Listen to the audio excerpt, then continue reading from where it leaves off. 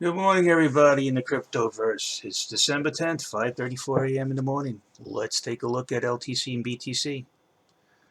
Okay. The inverse head and shoulders is still open, and we seem to be hovering around $75. Again, this is an inverse head and shoulders. What made this stick out to me is that it had a clearly defined neckline. Some people may argue that you can't get a inverse head and shoulders on an ascending market. Well, I found out that's not true. All right, we'll just leave it at that. So as far as I could see, the inverse head and shoulders still stands. Now let's go to the Stochk RSI for LTC. On the 4-hour, we didn't even go into overbought territory 50% of the way. Okay, let's go to the 1-hour. We're almost at the bottom. Let's go on the 1 day. The 1 day is, again, this is what the 1 day is showing me. This is why I say this is an inverse head and shoulders. As you can see, I drew that trend line. Look where the RSI is. Now, every time that RSI went that low, the next following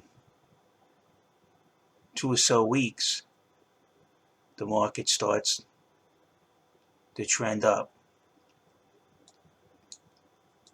See, we're at the bottom. We're at the bottom. At the bottom. This one, look, you could see it go from this, then all of a sudden the RSI hits the bottom because of this. Then we start climbing back up.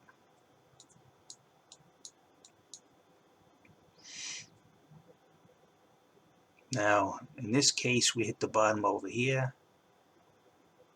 We hit it over here. Now we're at the bottom over here. It shows a clear indication that we should be going up because on the 1 day, we entered oversold territory. So that's just from the Stochk RSI. We checked it.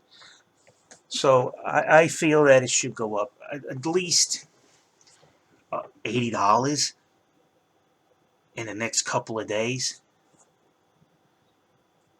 People get scared when they see like a red.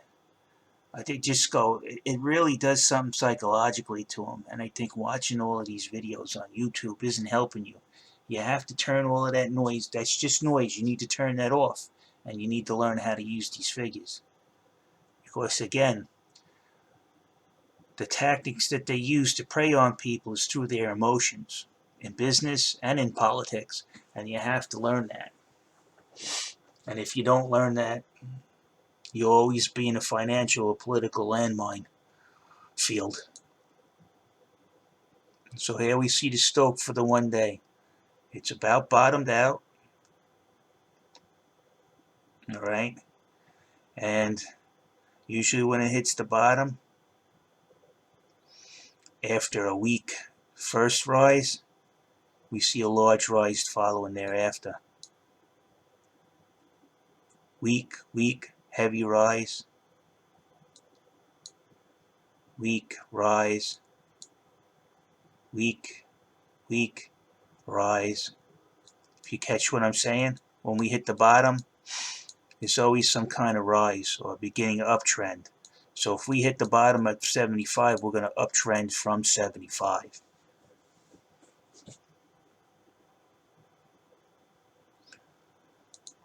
This market is, you have to understand, this is one of the heaviest manipulated markets in existence.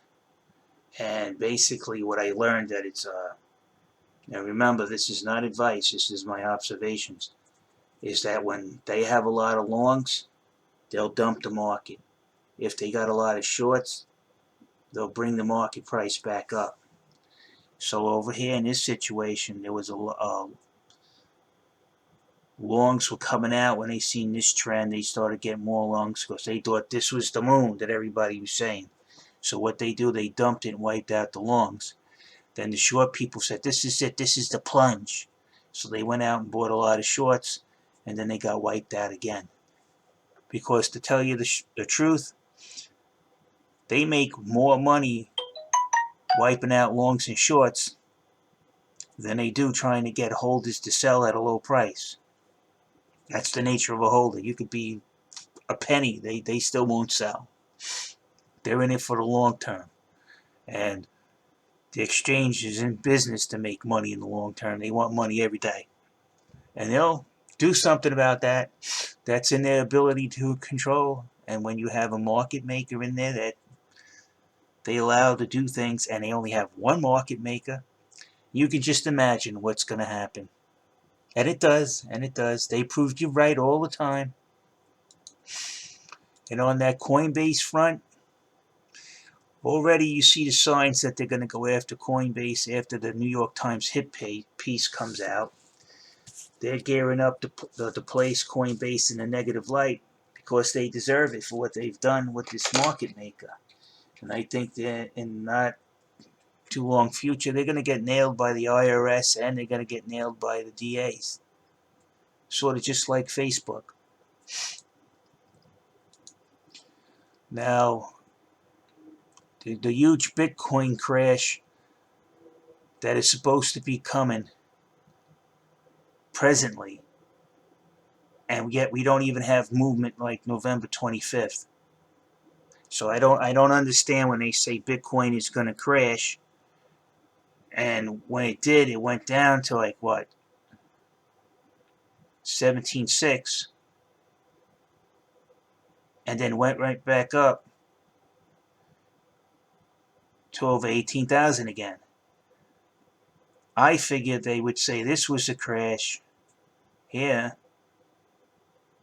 at 16,365 was more significant than the one we're currently in.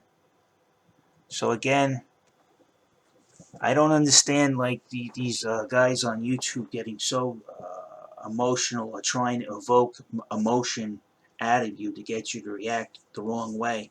You need to start doing your own analysis somehow in some way. You have to learn it because these guys will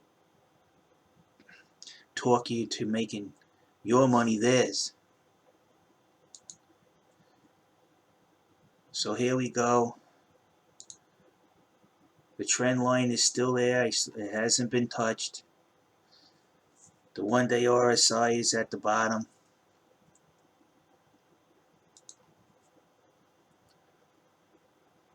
The 1 hour is basically just dragging along here at the bottom for LTC.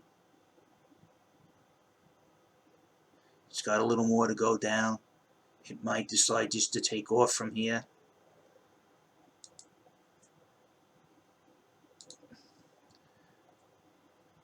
Bitcoin on the 1 day is in oversold territory on the 1 day. Close to it on the 1 hour. Hasn't even touched anything on the 4 hour to speak of as being overbought. So I think maybe some more sideways. Sideways are up.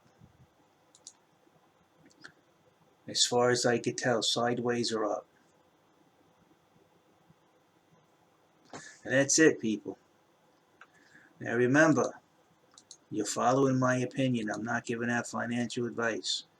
Inverse head and shoulders. Inverse head and shoulders. The shoulder's still intact. It could be anybody's game. But I'm more optimistic to the upside because the downside was more excruciating